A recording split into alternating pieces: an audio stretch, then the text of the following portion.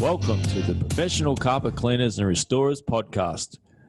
Your hosts are Phil McGurk and Scott McFadden.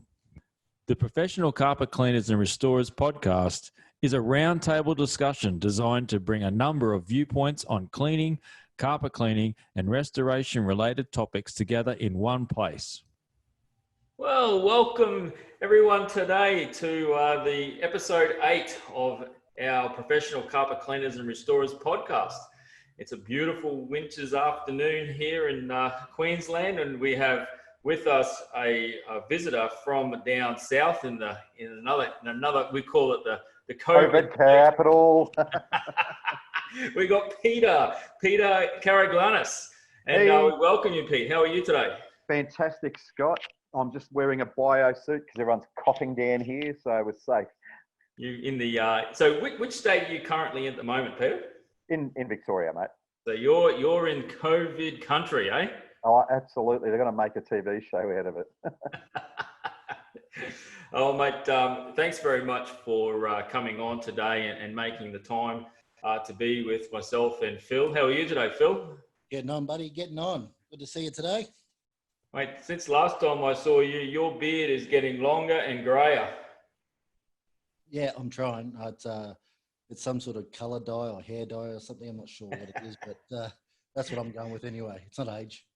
Mate, it's good to see you back again, and it's good that Peter's been able to find the time in his day to be with us.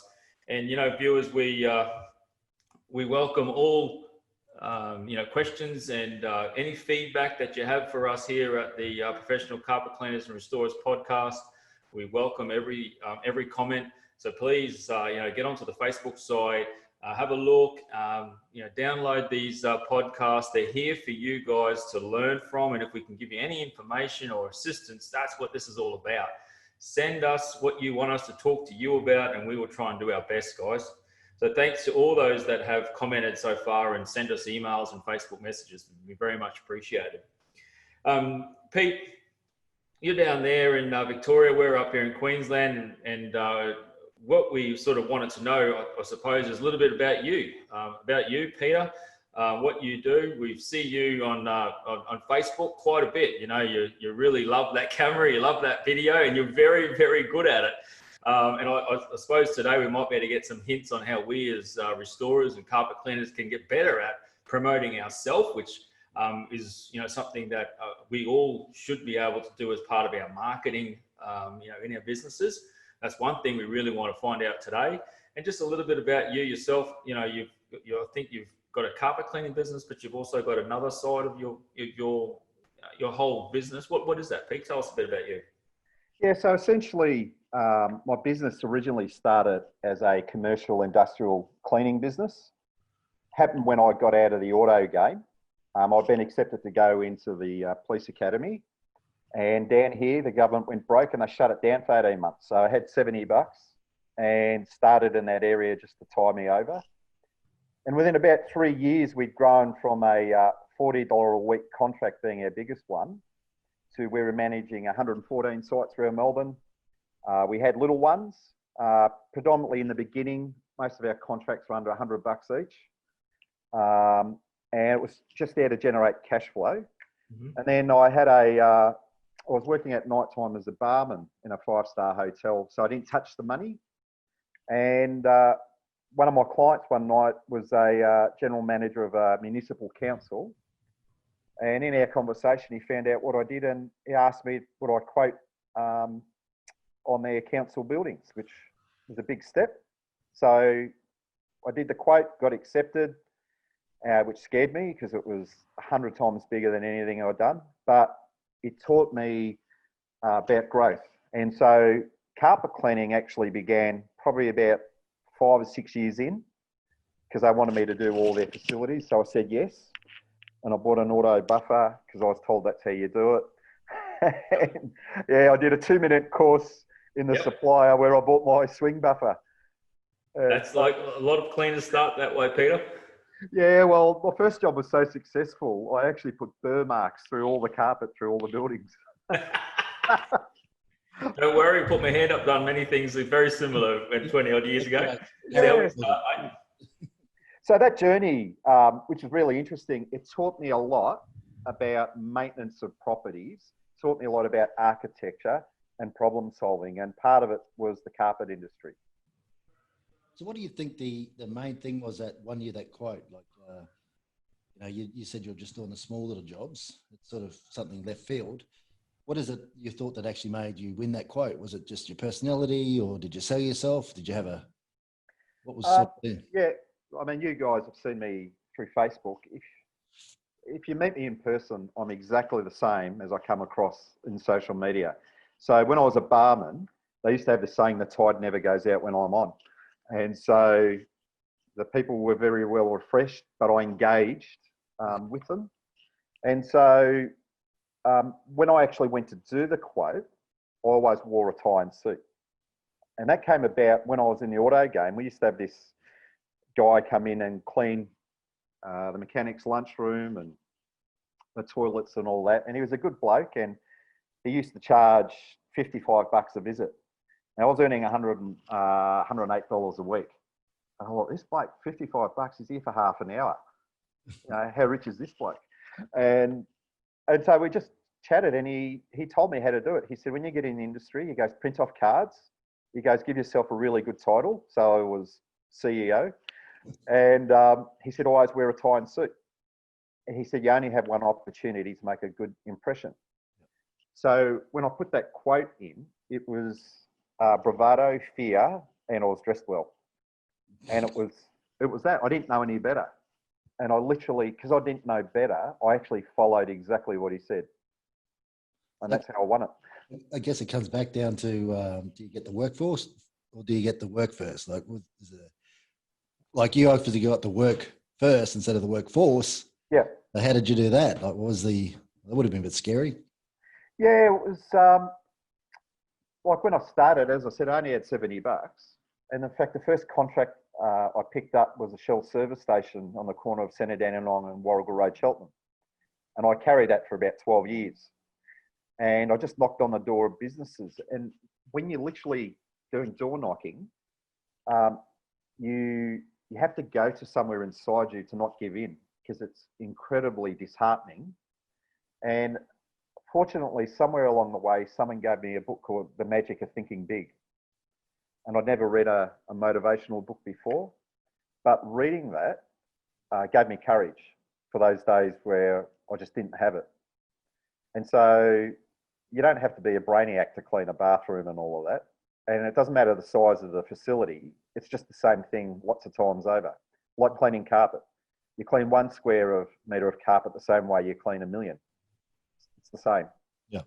So you went from a one-man band to multiple staff very quickly, Peter, by the sounds of that. Yeah, so once I took that on, I had to hire a mate called Alan, and that happened probably within 2 weeks when I realised that, getting up at 1 a.m. And going through to 10 at night probably wasn't a good lifestyle choice. So I put him on, and it freed my time up and allowed me to market a little bit more. And then I had these little trigger points where I'd say I could work 10 hours a day, but once I was going past that, I'd hire someone else. And, it might only be for 4 hours for a specific site. Yep. But as you get more experience, you get a little bit more sophisticated. And I started hiring people for attitude, not with past experience. And so I could train anyone. And so I had housewives, I had people who wanted extra work. It was a bit of a motley crew. But the one thing I think I did really well, was I instituted uniforms really early on in the business. Mm-hmm. And I went with embroidery rather than just a print. Yep. Because how they saw themselves was often reflected on how they dressed. Yeah, that's something we've mentioned in the past as well. Is marketing is one thing, but branding is another, and that's comes back to branding. So, very good points there. So, with Peter, with that growth, you would have come across some major issues, especially if the business is growing fast. We've all those that have gone through that or going through that currently. Some of our listeners may be going through that currently, just that growth phase. What was some of those issues that you might have identified that could assist these guys that are growing currently? How you sort of got through some of those issues as a growing business? Well, the great teething pain all the way through is cash flow. It's seriously the number one thing. And Absolutely. yeah, and actually understanding the worth of your business. I kept growing, but I actually, in the early days, didn't actually understand what running costs were. And so you have to, my only advice is, and I'm still getting better in this area, is to get professional advice, whether it be a really good accountant whose forte is working with tradies. It can be a plumber, it could be a gas fitter, it could be a carpet cleaner. But when you pay for a really good accountant, it's probably the first professional service I would say you need to get right. And if they're good at advising, take their advice. Not touching your cash flow, so realizing that cash flow isn't profit and it's not your income. A lot of people mix that up. Oh, look, I earn $1,000 this week. I've got $1,000. No, you don't. You still have other things. I'm a bit of a tightwad, so I pay cash. Well, you know what, Pete? We have to be sometimes a tightwad. Yep. To be able to have a business, to be able to continue through, we do need to have times where we do need to be tight. And like right now, we're going through the whole COVID situation. And there's some businesses there that would have had to actually have tightened up that belt back, way back at the beginning of the year to be able to get through to the end of this year because of what's happening, through the states of Australia. And that comes back to having someone who has financial management. Yeah. Oh, absolutely. Hang on, guys. I've just lost you for a sec. Can you still see me? Yep. Can see you, mate. Let me go back. When someone calls for some, there we go. I have no debt. And so, sorry, mate. And I'll put my phone on silent too. Yep. I've just got to switch my phone off. We're beginners as well, Pete, so it's okay. Yeah. For someone who's done hundreds of these, mate, you're sort of forgetting the basics. No, my phone is actually linked to my computer. And so it comes across. I better make sure mine's on too. Yeah, I actually put it on airplane mode, but I forgot about Wi-Fi mode. So the key thing is, I don't believe in carrying debt. I pay cash for everything. That's probably that Greek background. So when I buy vehicles, I pay cash. Now, I don't have the newest vehicle on the road, but when I look at things that I buy, my first question I ask is, can I make money out of this straight away?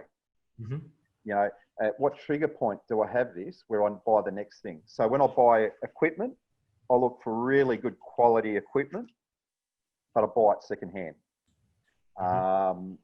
And so not carrying debt, especially consumer debt, like I don't use credit cards to buy fish and chips. Right. Someone gave me good advice, don't finance your burgers. Well, it's actually not bad advice, to be honest, Pete. I like it. His business was nearly 100 million a year. And so he gave me some really good advice. And so, so when things tighten up, I'm not thinking to myself, I've got leases all over the place. I've got, equipment they've got to pay off. And everyone has a different business model. So I'm not saying it's wrong. Yep. You ask me when I'm establishing business. So the first and foremost is buy good quality secondhand equipment, or I now hire a lot of equipment. One of the big mistakes in the early days of the contracting business is as new work came in, I would go and buy equipment. So I'd make good money on a job. I go, okay, I'm going to go buy one of these, and then end up sitting in the shed when I should have just, hired the equipment, right. Or found someone who works in that line and hired them for the job. So like do a JV, joint venture. And so in the early days and establishing, find out people around you who are good at what you need to happen and bring them in on the job. Hire equipment, but only buy the equipment when there's actually a business plan that will justify it. If you don't have a business plan, don't do it. I think a business plan is very important, especially these days. And right now we've got good interest rates for people to actually purchase equipment too now. So that has probably been a little bit easier for guys to get equipment than it was back when you were doing buying that, Peter. When we look at today's rates, when you were looking totally different. Yeah. Totally. I bought one equipment, and it was a good sized truck mount, but that paid for itself within. I think I paid it off in 2 years. Yeah. It was a 5-year loan, but I hate that, and I just knocked it on the head. Yeah, I'm a big believer in purchasing good quality equipment. Always have been, and if it's going to make me money, then I definitely want to be looking at what it can do for me straight away, as you've mentioned. So I think that's a good point. So in regards to what you do now, Pete, you do a lot of, would it be right to say real estate? Yeah. Is that what you're doing now?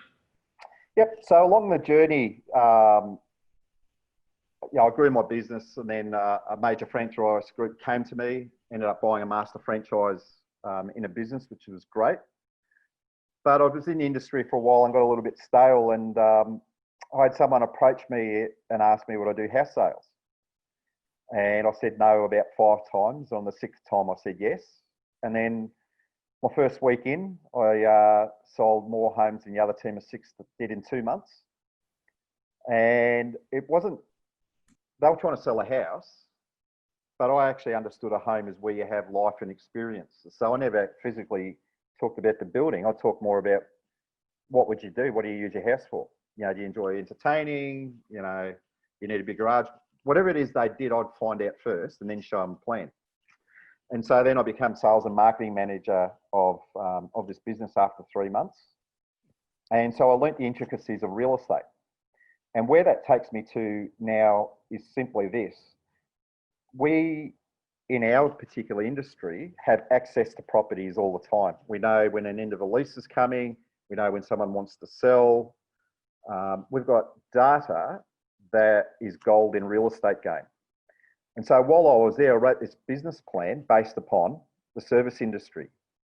And it was about how we in the service industry could value add and start to take control of preparing properties for sale. So, if you're a carpet cleaner, you can either just do a quote, or you can understand the reason someone's wanting to have their carpets cleaned. Is it maintenance? Are they preparing for sale? Is it the end of a lease? What is it? And that information is more important than doing the carpets itself. And, you doing flood restoration and the like, you would be used to dealing and project managing around a whole bunch of other tradies, I'm sure. And so once you actually get really good at that, it's just a matter of JVing, reaching out to people in the industry and using them to get a good result. So how is what you do with your real estate side, how has that assisted you with your sales, with your carpet cleaning side that you've got now? So just this afternoon, I was waiting for today, got a phone call from an agent, and I went to a suburb only about 15 minutes from my place. The house is coming onto market. My role is to project manage. So I've got painters, carpet cleaning, windows, the whole lot. Anything that needs to make that place sale worthy, we use our skill sets to make that happen. Agents are simply looking for the most efficient way to maximize the value of their property. And so with the name of my business, Rent, Sell, Buy, Move, there's obviously no carpet cleaning mentioned in there. It doesn't matter. What I do is presentation strategies to make the house sale. And our skill sets are the tools that make that happen. So the questions we ask as tradies is really, really important. And we think we need to tell people we've got a truck mount, and the bigger the better. And that's great if I'm selling you a truck mount, but I'm not selling the clients a truck mount. I don't care. So can I just ask then, is there many people like you around? Like, is it a niche that you're put together, or is that just a Victorian thing? Is there a network of people like yourself? There would probably be in Australia, maybe 2 or 3. Wow. Okay. But when I started it, I was unaware of others. And there is one in Victoria, I don't know if it's interstate, that does a really good marketing job. And once I actually started going deeper into what they do, I realised that we're quite different as a business. Yep. So what I do here can go anywhere, not only in Australia, it can go anywhere in the world. Probably the advantage I had was being in the real estate industry, selling properties. I come to understand a different side, and I was good at selling properties because of my experience in maintaining them and looking after them. Okay. And it just worked. It's just how it turned out. Yep. So what's some of those questions then that a carpet cleaner or an upholstery, pest controller, restorer, what's some of these questions that they might be able to ask? Do you mind sharing a couple of those? Oh, absolutely. So first and foremost, when someone asks you, rings on the telephone and said, asks about carpet cleaning, what's typically the first question you get? How much? How much? Yeah. That was a hard one. It was a hard one. Yeah. I mean, there's only 2 industries in the world where that happens, and I don't look great in a miniskirt. So we, being technicians, we feel obliged to answer that question. And so it's a reactive situation. In your mind, you have to ask the question, why? And you need to ask the client, why do you want your carpets cleaned? And then just be silent. Or why do you want your carpets cleaned at this time? And be silent. And the why is more important than the price or the service. And so if you rung me tomorrow and said, okay, I want my carpets cleaning, my thing to you is, why do you want your carpets cleaned at the moment, Phil? Yeah, there's usually a reason why they are calling, Pete, and you're right. They don't normally say that at the very start. Yeah. They just bring up and say, how much is it going to cost to get 3 bedrooms and a lounge done? And so what you're saying is that when they say, I've got 3 bedrooms and a lounge to be cleaned, you answer back, well, what was the reason why you're calling today? Yeah, absolutely. Is there a problem with the carpet, or are you having an event, that type of situation? Is that where you're getting to? The 3 most important questions are this. Is it a maintenance clean? Are you maintaining the property? Are you preparing for sale, or is it an end of lease? They're only 3 you need to ask straight up. So if it's a maintenance clean, typically it's a house owner, not exclusively. Could be a renter. And we have to understand that there are tenants who treat a rental property, they have the same mindset as a house-proud homeowner. And once you establish that, you treat them exactly the same, and they're not looking for a budget price necessarily. So if they said, yeah, I'm maintaining it, then the next question is, are there any major concerns with the carpet? Are you just maintaining it for health? Are there issues with the carpet that we need to deal with? And you just go down that track. We know what they are. But the most urgent and profitable questions to ask, are you preparing for sale? Is it an end of lease? They're the ones you need to understand. So if they're preparing for sale, you need to understand the timelines. Like, have you had photos done? Yes or no? When's that booked? And the reason we ask these questions is that you understand where they're at in the process and what has to happen next. Because if they're doing carpets and they need that at a high degree, the reality is if they're going to hang on to their furniture during the open part, you then need to possibly look at doing their furniture. Do they have pets? Because urine contamination is a real issue. And I created a video last year where we were doing a property, we got the go-ahead to do it. The daughter who owned the property said, yes, do it. It was about $8,000 worth of work. And the dad came in the next day, who used to own a cleaning business, and said, we're ripping him off. All you need is Pino Clean. That's literally what he said to me. Yeah, as a masking agent. It's Brent.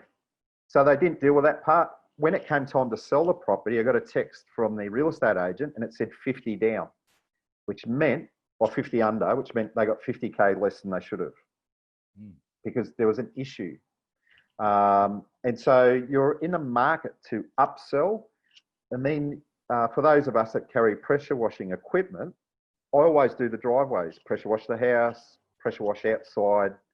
So you can turn a job that's worth a few $100s into many, many thousands. So who are you talking to at the real estate? That wouldn't be the rental side. Is that towards the sales side? Is that Both. to see or Yeah, both. Yeah, Yep. because the services are the same.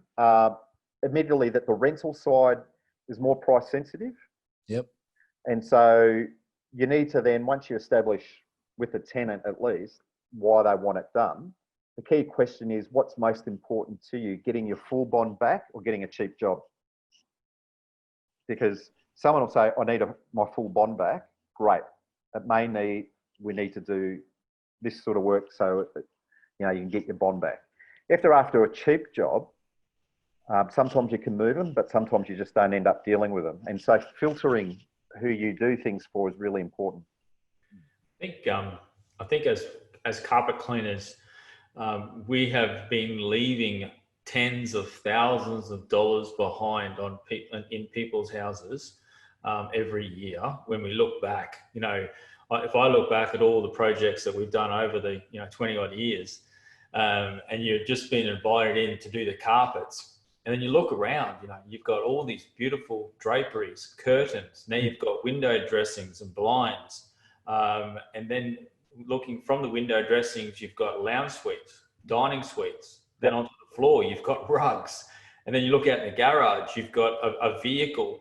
And then you talk to them a bit more, and then they've got rental properties that need to be, looked after as well. And as you said, you've got exteriors, driveways. When we walk into these clients' homes, we've really got a bucket load of cash there, really, in most circumstances of those occupied owned homes. There's a lot of money sitting on the table, I think, that we as carpet cleaners leave behind. Would you agree with that, Peter? Yeah, absolutely. I think playing football, there's a term that they say is lift your head, which means when you're running and you've got the ball, guys will just run and they'll bounce the ball on the ground and their head's down. Well, when a coach says to you, lift your head, it means look around, see what's in front of you. And so I've been on site for whatever reason. I've been asked on site to pressure clean a property or do upholstery. So I was on one site where I was doing drapes, upholstery, and she'd organised someone else to do carpets. I don't know how that came about, but there we are, 2 different trucks. Yep. With hoses running in. And I asked her on the phone, do you need your carpets done? She goes, no, I've organised someone. And when you talk about that, I forgot to mention, tiles, grout. Absolutely. Bathrooms. Yep. The glass doors on bathrooms, air conditioning on the split systems. Totally. An amazing amount of stuff that we can do in someone's home. Yep. I was just about to say, I think you brought it up before. Business plan. If you build a business plan, that's all in a business plan. That's what people don't understand what a business plan is, So. And I think also is that we tend to try and rush from one job to another. We're going to get to this one, this one, this one. But in the planning stage of each job, I'm really methodical.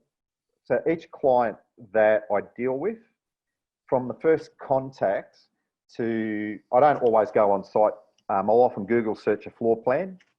So I don't need to see everything. I'll get the client to send through photos. Do you have any dogs? Yes, no. So I ask all those questions. I send them some information through on urine. I go into the UV light hydrometer. So sometimes I go looking for things, and you can upsell that way. But the key thing is if you go play golf, you don't go play with one club. And yet you've got all these other clubs that do different things. But we've got carpet cleaners or guys in our industry. It's like they're playing our industry's golf and they're just playing with one club. You've got all this other stuff, you've got to use it. And I think it's just because it's easier. I mean, there's nothing more than that. It's what they know. It's easy. But anyway, great comments. Yeah, normally too, Phil, the administration is booking in jobs straight in after the next client. They're not allowing enough time to maybe upsell to that client to maybe come back to them at another time. And that might be something that we could work on, with our guys or out in the field as owners, maybe allow ourselves just that extra bit of time at the end of a project to be able to upsell and come back and do some more. Probably the best tip I'll give, most people have Netflix. I don't know whether you guys have got Netflix at home, but when you get to the end of a movie, what does it do next? It'll show you 2 or 3 movies in another category that you like. You will get, if you like this, have a look at that. It'll come to you in email, it'll come on the TV. And I remember sitting back, I got Netflix on the day it came to Australia. So I'm sitting back, watched the movie, can't remember what it was. As it came to the end, this other thing came at the bottom. I've gone, what's this? So I'm looking at it, and you know, as you do, you keep flicking through. And now I started watching another movie, and as I'm watching this next movie, it occurred to me, I go, what just happened? They had just upsold me. And then I've gone, mate, I need to do that. And so if you view any TV, you know, cable TV, whatever it is, it will recommend the next thing in that area. And so this is what I do. When I'm sending out the quotes on carpets or whatever it is, information will come out on upholstery. Or it'll come out on drapes. Or it'll come out on pressure cleaning. And so this is where I say your quote is your marketing material. You are preparing for either more on that day or more into the future. I don't write quotes down. I have an electronic system, so I use Invoice to Go. I got that because when I bought my first iPhone 40 years ago, that's, you know, I uploaded that. And so I've actually learned how to use that to market myself. You can add in photos. When I do quotes, I always quote at 3 different levels of service. So imagine going to Macca's. Imagine going to a Chinese restaurant where you didn't have different options on a buffet. And so our business is a buffet of stuff. Yep, absolutely. And many that Scott just went through. So. And so when you say you give them like a buffet of what you do, do you do your quotation with 3 levels of service, and then after that you give them like a list of other stuff that you provide? Is that right? Yeah. So let's say, for instance, I'm doing, say, upholstery, got the 3 different levels of service, and then underneath I said, because you like this, you might like also to have upholstery protection.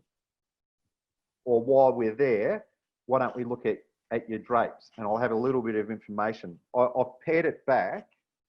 I used to have this, and this, and it can be like an overwhelm, because I don't want to be like the carpet cleaning Amway salesman that pops out of the cupboard with a superhero suit on. And so if you can pick up one more thing, that really buffers the relationship. It allows you to move on. You, in your when you've got that, you know, that buffet, that menu for everyone, do you put any pictures or photos within that, or is it just verbiage? No. At the bottom, I can attach photos. So if I haven't done that particular job before, I use before and afters from other. That's a nice selling point. I like that, Pete. I like that. Yeah, you would have seen some of the videos I put up on Facebook and the like. So some marketing ones. Yep. So what I do is I attach the videos. So if I'm going to speak to someone about carpet cleaning or urine contamination, I'll send them one through. I go, well, before I come, just go through this. This goes for 70 seconds. And it takes them through what I'm going to do when I'm on site. And I'll show them things from other jobs where we've had a successful outcome. So learning how to use video and content is your greatest marketing tool. So talking about video, you've seem to have done a fair bit of that with a bit of editing and TV skills. Can you give our listeners a hint in regards to the videoing? Is it the latest iPhones or Samsungs, are they capable of doing what we need them to do? Absolutely. So they can go to HD. I'm an Apple guy. Apple shoots in 4K, which is the highest resolution that basically you can get. I've been asked by some director friends and that, why don't you use some big cameras? And I said, no, because I'm training guys out in the field to use what they've actually got. So all my editing is done on my phone. I use iMovie. Okay. I film on the phone right behind me where I stand. So the light I've got coming towards me now is on a tripod, just the lighting up the shot a little bit. So I have a tripod that sits in my van that's probably 30 or 40 bucks. And earbuds, or, you know, yep. So that will connect through to your phone. So if you're talking and you haven't got a mic, just go for one of these and it'll pick up in your phone. And so you'll get quite good voice control.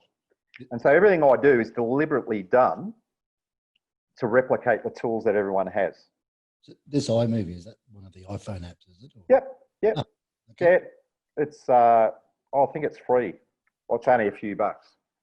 So I'm really, really deliberate in how I do things. So all the photos I take are taken through my iPhone, all the videos through my iPhone. If there's one thing that I could get people to do, I don't even know I'll be watching this. Most carpet cleaners will shoot like this. You need to go to landscape, which is sideways. There's nothing more annoying when you see some of our guys put videos up and there's big black on each side. It just looks crap. And so, yeah, so setting up a tripod in the room where you're doing carpet cleaning, just set it up of you pulling the wand this way and you're getting the steam, and then you set it up on the other side going away from it. And then, so you capture that and you do your before and afters in video. And one thing that's really, really important is not putting music on there that's like a rock concert. Yeah, and don't create it to impress us guys, you know, who are in the game.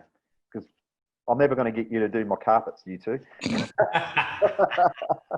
Yeah, we need to be able to apply it to the customer base that we've currently got. Yeah, that's like everything we do. Absolutely. Absolutely, and marketing is turning complex language and systems into a language that everyone can understand. It's why auto engineers, guys who design cars, don't sell cars. So that's my background. I've never met a client who's been impressed by knowing in their 300ZX or other cars that they've got sodium-filled valves. Impresses me because it means there's heat dissipation. What do they want? They want a cup holder. Oh, where's a cup holder? Oh, the seats are warm. Mate, cop the stereo in this. That's what they want to know. All the rest of it, they never lift the bonnet. And yet we go to a client and we want to lift a bonnet on our truck. Mate, look at this. You know, tornado, whatever it is we're up to now. You know, look at all the wands we got. All that. It means nothing. And so this is why understanding the why is the most important. And so once they get a feeling of what we're going to do, like I'll use words like when I'm speaking to a client, your carpets will be fresh and clean.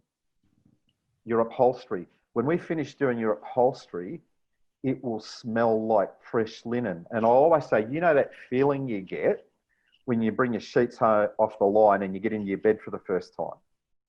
That's the language of the client. And you see their eyes go up because they're going to the memory part of their brain. When we finish doing your upholstery, you are going to have that exact same feeling. I don't care whether I use a portable or a truck mount. Yeah. And so marketing is the language of the common person. So do you think it's wise to maybe do a little short storyboard if you're going to do this sort of thing? Because, you know, otherwise you rush it, you might miss some shots. You just go ahead and do it because you're a director, or like how does a normal person do this? A normal person, mate, I'm no different to anyone else. And I've seen what other guys put up and they're doing the same thing I am, but I understand the reasons. So when you're on site, take photos. You know, if you see a stain, take a photo, do a little bit of videoing. Panning shots are just where you come from one side to the other. You just do a gentle swoop or you go up like that. That's all I'm doing. It's not technical. And so you capture all the video, and then when you're putting it all together, you've got, this is how we found it, this is what we did, this is how it turned out. It's just three things. Before and after. Yeah, that's it. And so I film myself and I actually talk about what I'm doing. So I talk in front of camera, not on site, but back at home. And then I edit in those shots into the video. And so it has to be simple. So with your previous commercial work as a cleaning commercial company, then into that marketing phase and into the house selling phase, with marketing strategies, I know with like a property owner or a real estate, they've usually got very good marketing strategies, like postcards that go out and we're in your street selling your neighbor's house for this much. You want to give me a call. Yep. Have you used any of those types of marketing strategies in the carpet cleaning side that our listeners may be able to use? I think that's a really great analogy, other than knocking door to door. And it's the most uncomfortable thing you do. And we live in a high-tech age, and people think that it all has to come through Facebook. Understand something. The best sales guys in real estate I know still put their cards in mailboxes. They still knock on the doors. They'll ask, do you want a valuation on your home? It's really, really simple, but it's boring. Yeah, I know we still get letters in our mailbox. We're in your suburb. Yeah. Sold this amount of houses for this much. Let us know if you want a valuation. We've got buyers in your area. That direct marketing still via, their card with their face on it. And it always shows their face, so you know who you're dealing with. And a letter, just the old time stuff that we've been doing for so long, but it seems to just be such success still. Do you agree with that? That's still the look, it has its place. If I was to really encourage someone, is one of the challenges we face in the carpet cleaning restoration industry is we've got to know a lot. My advice is to anyone who's starting out a carpet cleaning game or feel that they're stuck, is rather than trying to be a stain treatment specialist, be the best carpet cleaner you can be. Be the best upholstery cleaner you can be. And absolutely nail the simple things we do in business better than anyone else. Specialise in one thing, you think?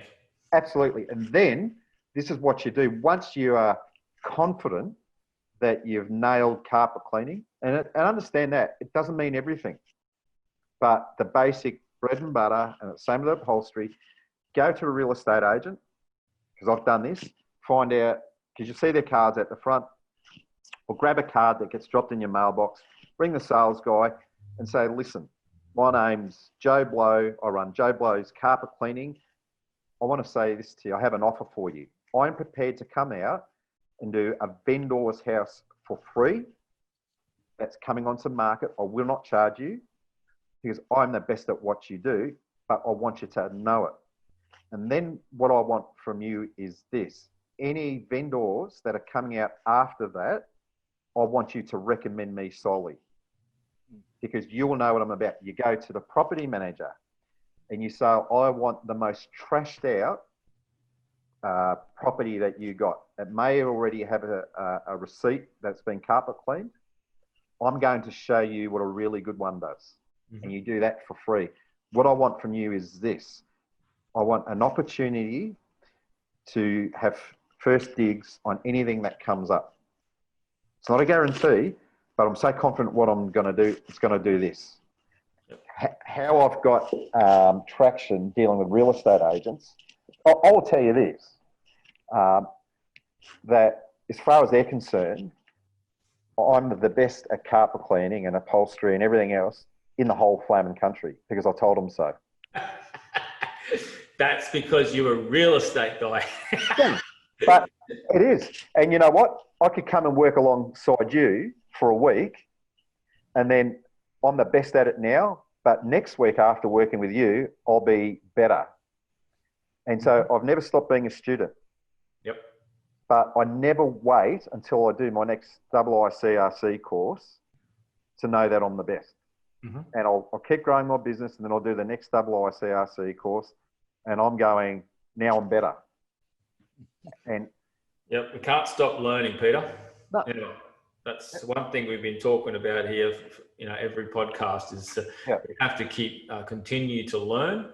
yep, Have a mentor, have a business partner, have a business program going for ourselves. Have some type of marketing or a strategy for advertising, and that's what it's all about. Never stop learning. That's one thing that we've been trying to bring out here. absolutely. And here's something else as well. You heard me earlier on say that I always give 3 levels of service when I quote. Even if the carpet was in there one day before, and I'm going to a site in 2 weeks. So the guys just bought the house, had new carpet put in. We were doing other stuff, and I said, had you considered having your carpet clean? And he said, oh, the vendors just put it in. And I said, yeah, but it doesn't mean it's clean. It means it's new. And so I put through the quote and he accepted it because we're going to vacuum it. We're going to still flush it, give it a good flush. I don't need to put an RX20 through it. But what it means is this: I always offer the 3 levels of service. And what it means, if someone has chosen a lower level and I think it needs a higher level, I say this to them: if you're not happy with our premium service when we're finished, I'll charge you the next level down where you're going to go to anyway. But if you agree with me that what we've done now is better than you thought, then you pay full price. How does that sound? They have absolutely nothing to lose and everything to gain. That's a great marketing strategy. I was just going to say that too, Phil. That's a very good marketing strategy, because normally they'll go, yep, we'll take that. And then at the end of it, very, very rarely would they come back to you and say, no, I wasn't happy with that. Yeah. I want the cheaper one. Oh, look, you'll always get someone. But Yeah. 90% of the time. And it can be that and I've done this where they've chosen a low one, but because of time constraints, I've made a recommendation. They've chosen the lower one. We've done it. They've run me back and say, I'm not real happy about it. And then they're going, do we have to pay the whole amount? I go, no, what I'm going to do is credit the amount you've already paid. So let's say, for instance, the base one's 300 and the premium one's 1200. I'm going to charge that 300 again. It's going to be the difference between what you paid and the next one up. Because our business is relationships. It's not about carpet cleaning. If we don't look after the relationships, money will never come our way. And so everything we do must be this: that what can we do to solve a problem and make your life better? That's why we exist. For nothing else other than that. Right, there's a lot of gems been happening. I'll tell you, I've been writing. I don't normally write this much. I kind of feel cramped. It actually has been. If you really listen to what's come through today, it has been some very, very good, interesting strategies there, Peter. And a lot of them, they're not new. They're there all the time that a lot of us just don't use enough of. And, Peter, I really want to, thank you for bringing that across today, because I know that, in this market, some people just don't want to let go some of their marketing strategies. And today you've really opened up and provided for our listeners here some awesome proven strategy methods. And not only just from the commercial cleaning side, carpet cleaning side, the real estate side, but also from a marketing, and how they all work together. And I really want to thank you, Peter, for coming on today. Did you want to finish off with anything for the viewers today, Peter? Any last thoughts? Yeah, it's simply this, and I covered it a bit before. Our business is just relationships. If you look after relationships, money will take care of itself. Wow. How about that, guys? Listen to that. That is awesome. Peter, thank you very much for coming on today. We really appreciate it. We'd love to have you back another day. For all of our listeners out there, from myself, I really thank you again. And Phil, you do want to clear up and finish off on this? Yeah, just a few marketing nuggets that I've pulled out of there is that one of the biggest things I've sort of been trying to get with my little marketing that I've been trying to do is trying to get the wording right. And as I said, like we're not marketing to other carpet cleaners or restorers or cleaners. We're marketing to other relations. So that verbiage is very clear. You have to be that. You want that before, you want that during, you want that after, and you want to make it easy and accessible for them to understand what you're talking about. So for me, that was a little marketing little nugget. But other than that, Pete, how can people get a hold of you?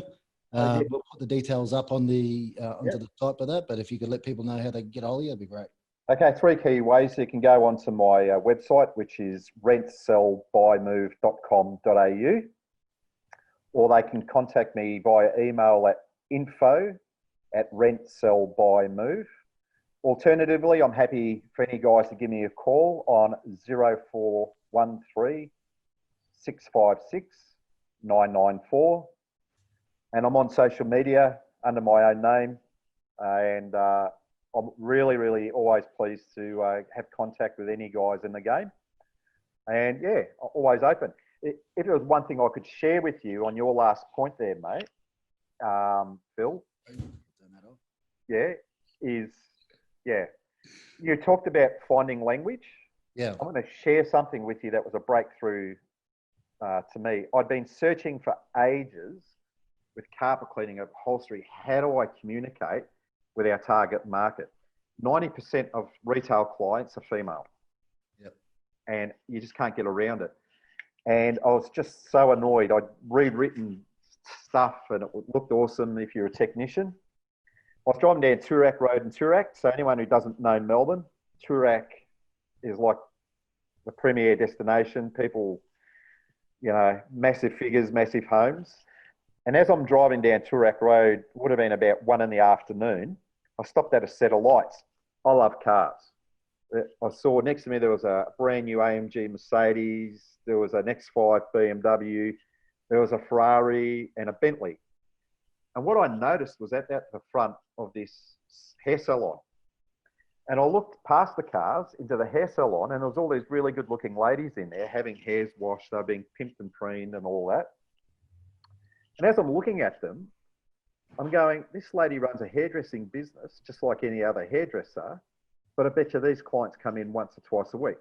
I know that my sister has her hair done once a week. I don't know what they do, but hey, they do it. And they were being manicured, the whole thing. And I looked at that and I thought, so what's the difference between this lady and all the other hairdressers in the suburbs? And it was her target market was different. And what I then did was I rushed home.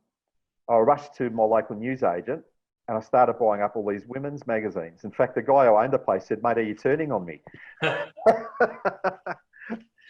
But what I wanted to do was this.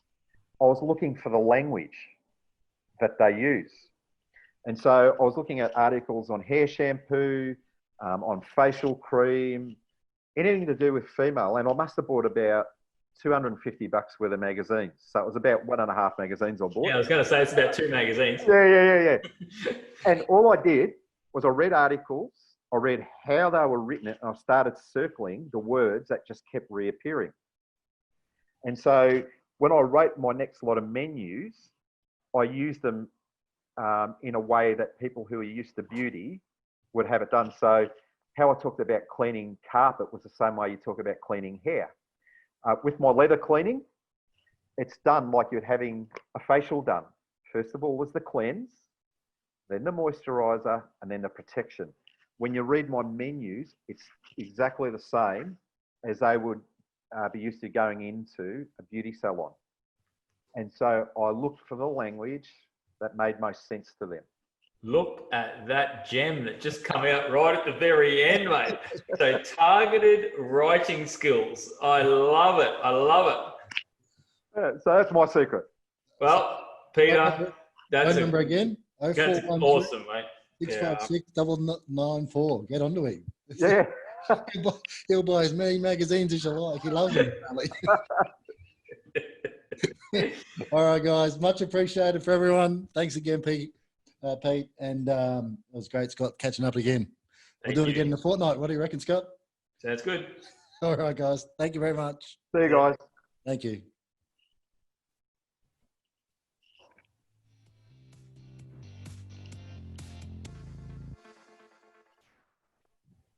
By assessing this podcast, I acknowledge that the Professional Carpet Cleaners and Restorers podcast makes no warranty, guarantee, or representation as to the accuracy or sufficiency of the information featured in this podcast. The information, opinions, and recommendations presented in this podcast are for general information only, and any reliance on the information provided in this podcast is done at your own risk. This podcast should not be considered professional advice. Unless specifically stated otherwise, the Professional Carpet Cleaners and Restorers podcast does not endorse, approve, recommend, or certify any information, product, process, or surface, or organisation presented or mentioned in this podcast. And information from this podcast should not be referenced in any way to imply such approval or endorsement. The third-party materials or content of any third-party site referenced in these podcasts do not necessarily reflect the opinions, standards, or policies of the Professional Carpet Cleaners and Restorers podcast. The Professional Carpet Cleaners and Restorers podcast assumes no responsibility or liability for the accuracy or completeness of the content contained in third-party materials or on third-party sites referenced in this podcast, or the compliance with applicable laws of such materials and or links referenced herein. Moreover, the Professional Carpet Cleaners and Restorers podcast makes no warranty that this podcast or the server that makes it available is free of viruses, worms, or other elemental codes that manifest contaminating or destructing properties.